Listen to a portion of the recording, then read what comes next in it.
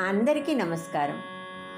భయాన్ని తొలగించి అన్నింటా విజయాన్ని ప్రసాదింపచేసే అంజనీపుత్రుడైన ఆంజనేయ స్వామిని స్తుతిస్తూ ఒక చక్కని భజన కీర్తన. ముందుగా హనుమంతుల వారి మీద ఒక శ్లోకం.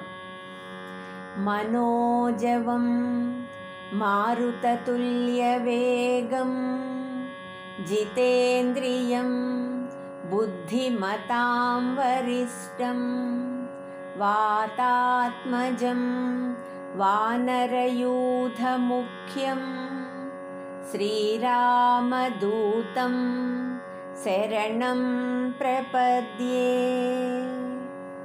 జయ విజయీ భవ జయ విజయీ భవ జయ విజయీ భవ జయ విజయీ భవ భవ భయనాశ హనుమంత భవ భయనాశ హనుమంత పవన కుమార పావన వీర పవన కుమార పావన వీర అతి బలవంత హనుమంత అతి బలవంత హనుమంత అంజని పుత్ర వీరాంజనేయ అంజని పుత్ర వీరాంజనేయ నిరంజన విజయీ భవ నిరంజన విజయీ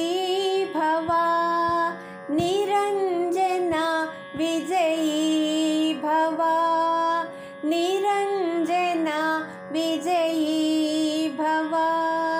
జయ విజయీ భవ జయ విజయీ భవ భవ భయనాశ హనుమంత పవన కుమార పావన వీర అతి బలవంత హనుమంత అంజని పుత్ర వీరాంజనేయ నిరంజన విజయీ భవ నిరంజన విజయీ భవ బోలో నిరంజన విజయీ భవ.